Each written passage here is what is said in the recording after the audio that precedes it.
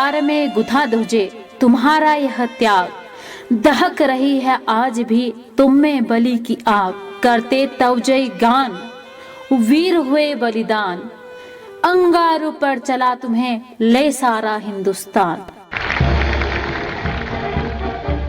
भारत जिसके कदमों में समंदर, सिर पर हिमालय का मुकुट है, फूलों से महकती सुगंध इसकी पहचान, गंगा सी पवित्र इसकी आत्मा है। धार्मिक, सांस्कृतिक, भौगोलिक भाषाओं की विभिन्नता होने के बावजूद आज हमारा देश एक सूत्र में बंधा है। मोहब्बत और नफरत के कई पड़ाव से यह देश गुजरा है। भारत जिसे हिंदुस्तान, आर्यखंड, जम्बूद्वीप, आर्यव्रत, हिंद जैसे कई नामों से जाना जाता है और बदलते दौर के साथ हर किसी ने इसे अपने तरीके से समझने और समझाने का प्रयास किया है। आज भारत जो हमें दिखता है यह सदैव ऐसा नहीं था।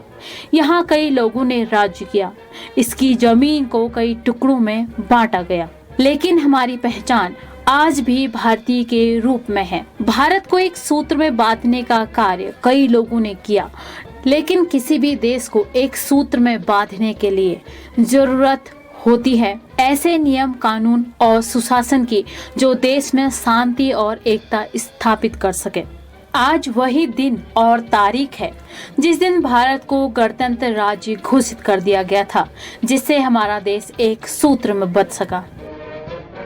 नमस्कार, मैं कविता बिष्ट कुमारवाणी पर लेकर आई हूँ आज का यह खास कार्यक्रम। दोस्तों, इस वर्ष भारत का 73वां गणतंत्र दिवस मनाया जा रहा है। भारत की आजादी का सुनहरा सपना 15 अगस्त 1947 को पूरा हो गया था। आजादी और 26 जनवरी के लिए किए गए बलिदानों की गाथाएं हम बचपन से ही पढ़ते आ रहे हैं, तो सोचा आज 26 जनवरी के बारे में लोगों से जाना जाए। तो सुनिए हमारे रेडियो साथियों को लोगों ने 26 जनवरी के विषय में क्या कहा। 26 जनवरी 1950 को हमारे देश में गणतंत्र दिवस लागू किया गया था। इसको आज हम राष्ट्रीय पर्व के रूप में मनाया जाता है। आज के दिन हमारे देश में इसमें हमारे देश की सैन्य शक्ति का प्रदर्शन किया जाता है। गणतंत्र दिवस को हमारे महापुरुषों को याद किया जाता है। साथ ही हमारे देश में आज के दिन जो गणतंत्र दिवस के अवसर पर विभिन्न प्रदेशों की झांकियां एवं संस्कृति का परिचय दिया जाता है। भारत कई राज्यों का एक संघ है और यह संसदीय प्रणाली वाला गणराज्य है। भारत संविधान के अनुसार शासित है, जिसे संविधान सभा ने 26 नवंबर 1949 को ग्रहण किया था और यह 26 जनवरी 1950 को प्रभाव में आया। इसीलिए हर वर्ष 26 जनवरी को ही गणतंत्र दिवस यानी रिपब्लिक डे मनाया जाता है। अब सवाल है, आखिर देश को संविधान की आवश्यकता क्यों पड़ी? क्योंकि किसी भी देश को सुचारू रूप से चलाने के लिए सुशासन, सही नीति, नियम, कानून की आवश्यकता होती है। जैसा कि हम जानते हैं, भारत कई वर्षों तक गुलाम रहा। यहाँ ब्रिटिश राज और उन्हीं का शासन चलता था, उन्हीं की नीति, नियम और कानून चलते थे। आजादी के बाद यहाँ के तत्कालिक राजनेताओं को अपने दम पर देश को पुनर्जीवित करने के साथ ही यहाँ बेहतर शासन स्थापित करना था, जिसके लिए कानून की आवश्यकता थी। तो देश को चलाने के लिए क्या नियम, कानून, नीतियाँ होंगे, इन सभी बातों का वर्णन जिसके अंतर्गत किया जाता है उसे ही संविधान कहा जाता है, जिसमें कई तरह के कानून और नियम होते हैं। देश में इन कानून को बनाने के लिए संविधान सभा की पहली बैठक 9 दिसंबर 1946 को संसद भवन के सेंट्रल हॉल में हुई। संविधान सभा के कुल 389 सदस्य थे, जिसमें 15 महिलाएं भी शामिल थी।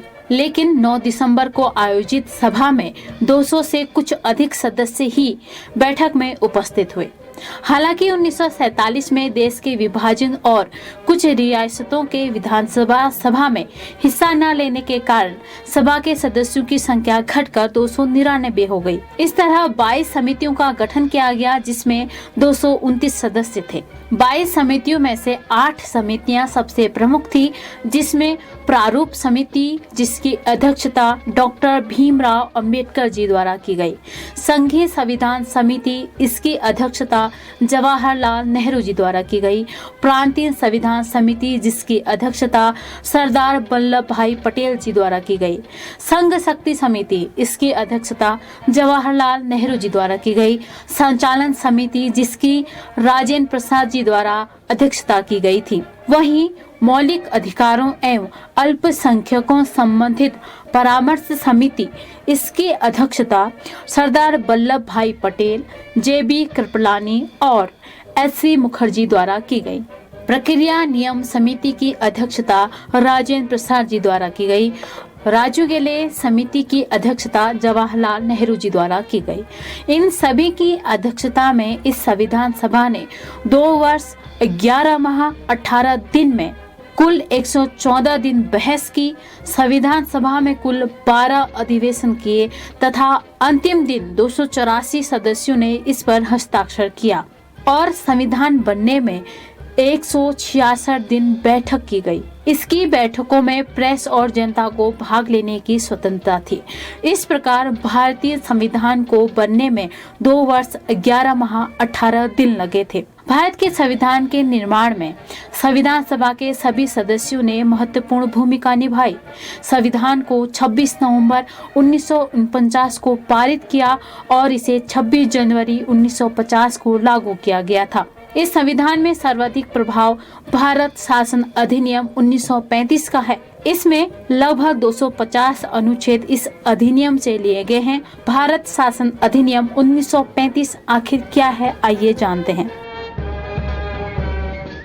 19वीं शताब्दी के अंत में गुलामी का दंश सह रहे भारतीयों ने ब्रिटिश सरकार का हिस्सा बनने की मांग की थी, जिससे अत्याचार और उत्पीड़न का अंत किया जा सके। इसके लिए उचित माहौल बनाने के लिए ही भारत ने प्रथम विश्व युद्ध में ब्रिटिश का समर्थन किया, जिसके बदले में ब्रिटिश सरकार ने अधिनियम 1919 बनाया, जिसे 23 दिसंबर को शाही मंजूरी मिली थी। इस अधिनियम का असर यह हुआ कि देश के कुछ बड़े प्रांतों में दोहरी शासन प्रणाली लागू हुई। स्वास्थ्य, शिक्षा, स्थानीय सरकार जैसे विषयों को भारतीय मंत्रियों को सौंप दिया गया, जो प्रांतीय परिषद को रिपोर्ट किया करते थे। हालांकि सैन्य सुरक्षा, विदेशी मामले, संचार वायसरॉय के सीधे नियंत्रण में रहे। ब्रिटिश हुकूमत के द्वारा यह वादा किया गया कि आने वाले 10 वर्षों के बाद इस अधिनियम की एक विशेष आयोग के द्वारा समीक्षा की जाएगी। इसी वादे ने साइमन कमीशन की जमीन को तैयार किया था। साइमन कमीशन 1928 में भारत आया और उसने 1919 अधिनियम की समीक्षा की और उसकी रिपोर्ट बनाई। तब भारत में संवैधानिक गतिरोध चल रहा था, जिस कारण से साइमन की रिपोर्ट को अंतिम रिपोर्ट नहीं माना गया। गतिरोध को खत्म करने के लिए 1930, 31 और 32 में 3 गोलमेज सत्र आयोजित किए गए, जहां कई भारतीय समुदाय के लोगों द्वारा प्रतिभाग किया गया था। इस सम्मेलन की समीक्षा करने के बाद ब्रिटिश सरकार ने श्वेत पत्र, व्हाइट पेपर जारी किए, जिसमें काम करने के लिए 20 ब्रिटिश और 7 भारतीयों की नियुक्ति की गई। इन सभी ने 1934 तक इसमें कार्य किया और 1934 के अंतिम समय में एक रिपोर्ट ब्रिटिश सरकार के पास पहुंचाई, जिसके बाद एक विधेयक पारित किया गया, जिसे हम आज भारत सरकार अधिनियम 1935 के नाम से जानते हैं। एक्ट 1935 हमारे संविधान की नींव है। इसी नींव पर हमारा संविधान बनाया गया है। इतिहास में दर्ज इस घटना का जिक्र है और उसमें कहा गया है, जिस दिन संविधान पर हस्ताक्षर हो रहे थे उस दिन बाहर बारिश हो रही थी। सदन में बैठे सदस्यों ने इसे बहुत ही शुभ शगुन माना था और हर एक सदस्य ने 2 पत्रियों में हस्ताक्षर करे थे, एक हिंदी में और एक अंग्रेजी में। भारतीय संविधान की वास्तविक प्रति प्रेम बिहारी नारायण रायजादा द्वारा हाथों से लिखी गई थी। इसे इटैलिक स्टाइल में काफी खूबसूरती से लिखा गया था, जबकि हर एक पन्ने को शांति निकेतन के कलाकारों ने सजाया। इस तरह यह दुनिया का सबसे लंबा संविधान बन गया। संविधान को लिखने, विभिन्न अनुच्छेदों, प्रावधानों के संदर्भ में संविधान सभा में उठने वाले सवालों का जवाब देने, विभिन्न विपरीत और कभी-कभी उलट से दिखते प्रावधानों के बीच संतुलन कायम करने और संविधान को भारतीय समाज के लिए एक मार्गदर्शक दस्तावेज के रूप में प्रस्तुत करने में डॉक्टर अंबेडकर की सबसे प्रभावी और निर्णायक भूमिका थी। इसीलिए इन्हें भारतीय संविधान का जनक भी कहा जाता है। भारतीय संविधान को सबसे पहले देहरादून से प्रकाशित किया गया। इसमें एक प्रस्तावना है जिसमें 22 भाग, 448 लेख, 12 अनुसूचियां, 5 परिशिष्ट और 115 संशोधन है। भारतीय संविधान की प्रस्तावना अमेरिकी संविधान से प्रभावित तथा विश्व में सर्वश्रेष्ठ मानी जाती है। प्रस्तावना के माध्यम से भारतीय संविधान का सार, अपेक्षाएं, उद्देश्य, उसका लक्ष्य तथा दर्शन प्रकट होता है। प्रस्तावना यह घोषणा करती है कि संविधान अपनी शक्ति सीधे जनता से प्राप्त करता है। इसी कारण यह हम भारत के लोग इस वाक्य से प्रारंभ होती है। भारतीय संविधान की मूल प्रति हिंदी और अंग्रेजी दोनों ही भाषाओं में हस्तलिखित यानी हाथ से लिखी गई है। इसके अंग्रेजी संस्करण में 1,17,369 शब्द हैं, जिसमें 22 भागों के 444 लेख, 12 अनुसूचियां, 115 संशोधन हैं। भारत का संविधान समय और परिस्थितियों के साथ परिवर्तित भी किया जा रहा है। जब से संविधान लागू हुआ है तब से लेकर आज तक कई तरह के परिवर्तन हुए हैं, लेकिन इन परिवर्तनों को करने के भी कुछ नियम हैं। भारत के संविधान के भाग 20 के अंतर्गत अनुच्छेद 368 में संविधान संशोधन की प्रक्रिया दी गई है। न्यायाधीशों ने कहा है कि अनुच्छेद 368 में केवल संविधान संशोधन की प्रक्रिया दी गई है, न कि संविधान संशोधन करने की शक्ति दी गई है। संविधान संशोधन करने की शक्ति भारत के संविधान के अनुच्छेद 243, 246, 248 में निहित है। इन्हीं के आधार पर अब तक 124 संविधान संशोधन विधेयक संसद में लाए गए हैं, जिसमें से 103 संविधान संशोधन विधेयक पारित होकर संविधान संशोधन अधिनियम का रूप ले चुके हैं। इसी संविधान ने हमें कई तरह के अधिकार दिए हैं। इन्हीं में से एक अधिकार है मौलिकता का अधिकार। संविधान में नागरिकों को दिए गए मौलिक अधिकारों उन अधिकारों को कहा जाता है जो व्यक्ति के जीवन के लिए मौलिक होने के कारण संविधान द्वारा नागरिकों को प्रदान किए जाते हैं।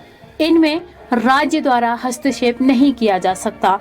इन अधिकारों को मौलिक इसलिए कहा जाता है क्योंकि इन्हें देश के संविधान में स्थान दिया गया है। भारतीय संविधान में नागरिकों के मौलिक अधिकारों का वर्णन संविधान के तीसरे भाग में अनुच्छेद 12 से 35 तक किया गया है। भारतीय नागरिकों को 6 मौलिक अधिकार मिले हैं। नंबर 1 समानता का अधिकार, नंबर 2 स्वतंत्रता का अधिकार, नंबर 3 शोषण के विरुद्ध अधिकार, नंबर 4 धार्मिक स्वतंत्रता का अधिकार, नंबर 5 सांस्कृतिक तथा शिक्षा संबंधित अधिकार, नंबर 6 संवैधानिक उपचारों का अधिकार। इन मौलिक अधिकारों ने ही भारत को आज भी एक सूत्र में बांधे रखा है। इस दिन सभी राज्यों द्वारा अपनी संस्कृति और कल्चर को झांकियों के रूप में प्रदर्शित किया जाता है। इस दिन देशवासियों का उत्साह देखते बनता है जब भारी बारिश में भी लोग इस भव्य आयोजन का हिस्सा बनते हैं। आज ही के दिन हमारी सेनाएं, जल सेना, थल सेना, वायु सेना अपनी शक्ति का प्रदर्शन करते हुए लोगों का मनोरंजन करती है और एक उदाहरण प्रस्तुत करती है कि किस तरह भारत गुलामी से आजाद होकर आगे बढ़ा, अपना संविधान बनाया और आज इस कदर वह लोगों के बीच अपने प्रभुत्व को स्थापित कर रहा है। दोस्तों, हमें संविधान के रूप में उन लोगों की विरासत मिली है जिन्होंने आजाद, स्वतंत्र, प्रसन्न, मजबूत देश की कल्पना की थी। एक भारतीय नागरिक होने के नाते हमारा भी कर्तव्य है